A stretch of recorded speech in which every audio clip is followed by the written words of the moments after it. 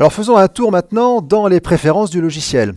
Alors attention, on a vu dans le précédent chapitre les préférences du projet que j'ai trouvé ici. Alors soit je vais dans le menu mode ici, je vais chercher projet, ou alors vous l'avez aussi dans le menu édition, vous avez les préférences du projet. Donc ça, ce sont les préférences de votre projet actuel.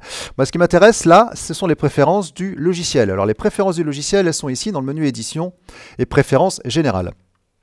Alors dans ce menu, qu'est-ce qu'il y a d'intéressant? Alors d'abord dans l'interface. L'interface, vous pouvez changer la langue ici. Si toutefois vous voulez ou préférez être en anglais, ou au contraire vous êtes en anglais, vous auriez voulu être en français, vous pouvez changer la langue ici. Ensuite, je ne vais pas tout voir parce qu'il y a plein de choses qui ne sont pas forcément très parlantes, mais en tout cas, faisons un petit tour.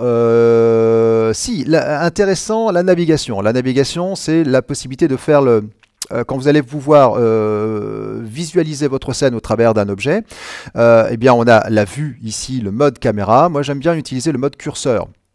Vous avez le mode centre, objet ou caméra. Alors le mode curseur, j'aime beaucoup parce que ça vous permet de placer le curseur à un endroit et de faire une orbite sur le curseur et non pas toujours au centre ou en fonction de la caméra par exemple ou par rapport à votre objet. Donc moi c'est une méthode de travail que j'aime bien, j'utilise le mode curseur. Qu'est-ce qu'on a d'autre? OpenGL, évidemment il va falloir utiliser une carte graphique compatible avec la 3D, c'est-à-dire avec la technologie OpenGL, donc forcément il faudra activer ce petit bouton ici. Si vous ne savez pas si la carte graphique est compatible OpenGL, vous pouvez utiliser afficher les capacités OpenGL ici et il va vous proposer donc tous les paramètres de votre caméra. Il va visualiser la caméra, c'est-à-dire que moi j'ai une Nvidia ici, une GTX 970M, M parce que je suis sur un portable. Ce qui n'est pas, aujourd'hui c'est pas une carte extraordinaire, mais ça me suffit largement en tout cas pour faire la démonstration ici avec la version Nvidia et il va me permettre de pouvoir ici avoir les tailles de toutes ces informations ici. Ça ne me parle pas vraiment, mais en tout cas voilà, moi ici c'est une carte graphique qui dispose de toutes les extensions nécessaires à l'OpenGL HQ. Donc c'est une carte graphique qui sera entièrement compatible avec mon Cinema 4D.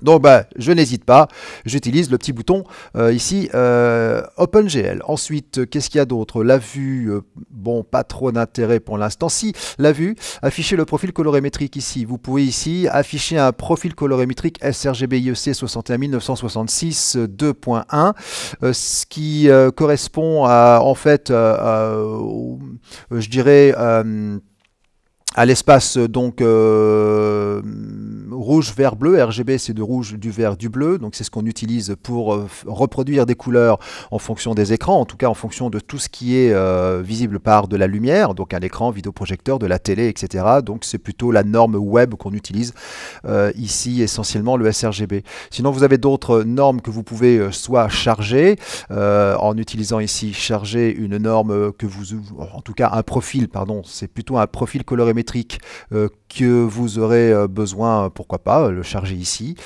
Profil d'un écran, un écran particulier par exemple. Vous pouvez essayer d'être en linéaire ici.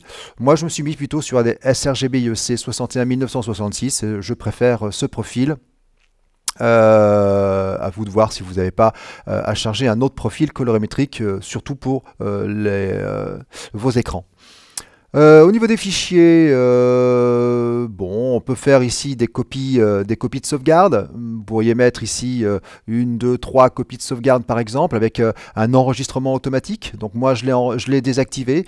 Je préfère enregistrer moi-même avec un bon vieux CTRL S pour pouvoir enregistrer au fur et à mesure mon projet. On verra plus tard qu'on pourra enregistrer avec des incrémentations, c'est-à-dire enregistrer avec une version 1, version 2, version 3, etc., etc.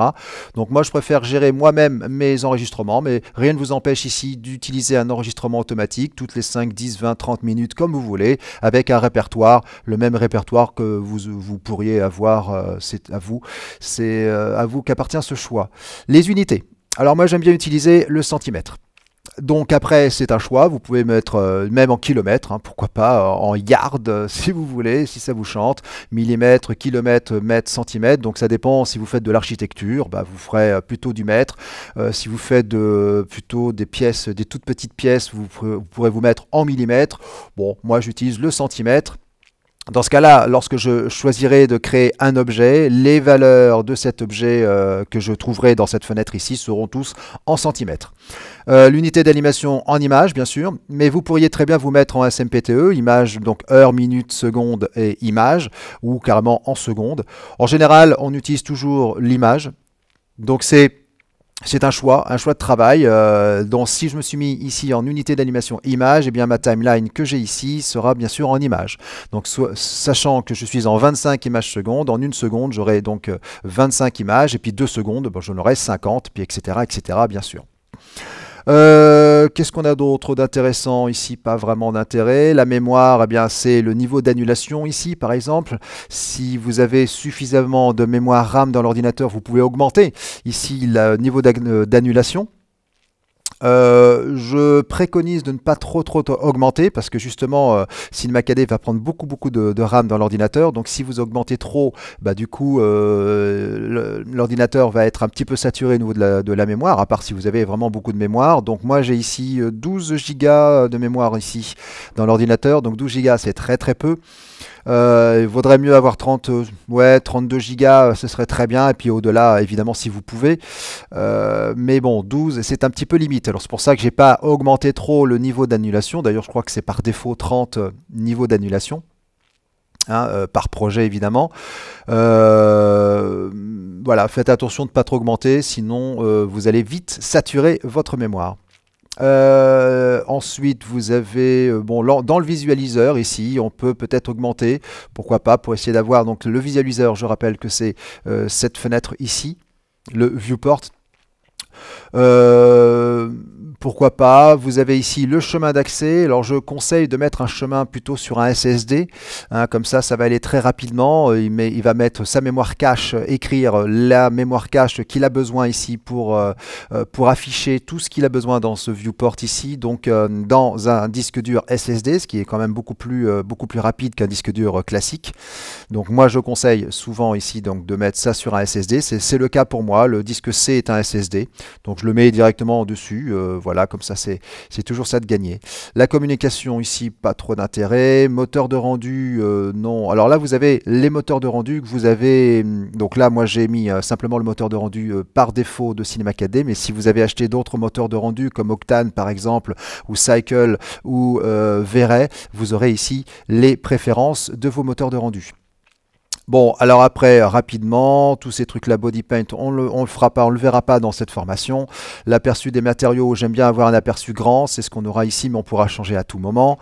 Avec une petite sphère, on aime bien la sphère, mais on pourrait utiliser autre chose qu'une sphère, hein. Vous verrez, on pourrait utiliser un cylindre, mais je pourrais le changer par défaut sur d'autres textures.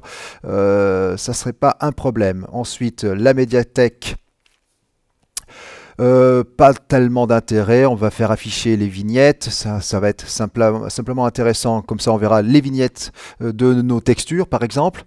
Ensuite, moteur, les prises, moteur substance, tout ça, non, pas d'intérêt. Sculpture, tout ça, import, export. Vérifiez bien ici dans l'import-export que vous pouvez par exemple sortir avec un OBJ par exemple en webfrom ici, avec les préférences par défaut de votre OBJ. Si vous voulez dialoguer avec d'autres logiciels qui récupèrent justement des objets OBJ, eh bien vous pouvez par défaut leur donner des préférences d'avoir une échelle à 1 en centimètres ou millimètres ou autre chose par exemple.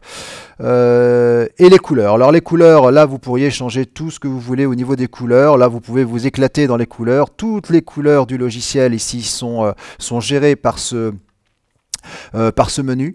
Donc moi je ne vais pas y toucher parce que je vais garder les couleurs d'origine de l'installation, d'origine du logiciel, mais sachez que vous pouvez changer toutes les couleurs de l'interface de votre logiciel. Si vous n'aimez pas le orange, eh bien, vous pourrez mettre autre chose que du orange, du vert, du bleu, de ce que vous voulez. Si vous préférez avoir une couleur beaucoup plus foncée de votre logiciel, eh bien vous avez tout est paramétrable dans cette fenêtre ici. Donc voilà pour ce qui est les préférences, un vite détour dans les préférences. Et une dernière petite chose, je voulais vous montrer donc les raccourcis clavier. Les raccourcis clavier, bah, vous connaissez bien sûr les raccourcis classiques de tout logiciel, le CTRL Z pour annuler, le CTRL S pour enregistrer votre projet, tous ces trucs-là on connaît par cœur. Mais dans CinemaCAD, il y a une petite particularité, il y a des des compositions, des combos, on appelle ça des combos de raccourcis. Par exemple, si vous prenez le menu, par exemple maillage, et vous regardez par exemple l'outil de création pour prendre le pinceau de polygone, par exemple, c'est le seul qui est pour l'instant disponible parce que j'ai pas encore d'objet. Eh bien, vous avez le ME. Alors, qu'est-ce que c'est que ce truc-là? Bah, c'est justement le combo. En fait, pour appeler ce combo, vous allez appuyer sur M. Attention, M. Maintenant, vous ne touchez pas à la souris parce que si vous touchez la souris, eh bien le combo disparaît. Donc il faudra faire M. Là, vous avez tous les raccourcis clavier qui sont disponibles avec M. Et pour aller chercher le pinceau de polygone tout à l'heure, il fallait faire ME. Donc on va aller chercher E. Et là, maintenant, vous avez le pinceau de polygone dans la main. Donc vous avez les raccourcis avec M, et puis on verra MA par exemple pour ponter, MC pour avoir le pinceau, MJ pour avoir le couteau en plan par exemple, MI pour avoir l'aimant par exemple, ce genre de choses. Et vous avez aussi le combo avec U. Donc U pour UL par exemple, pour avoir une sélection par boucle. On en reviendra assez souvent sur ces raccourcis. Je le dirai assez longtemps à chaque fois pour avoir justement ces raccourcis-là. Mais sachez que ce combo, pour le faire, il faut M ou U, bien sûr. Et surtout, ne touchez pas à la souris parce que du coup, eh bien, le combo se désactive. Voilà pour toute la présentation un petit peu, surtout des raccourcis clavier et puis les préférences du logiciel.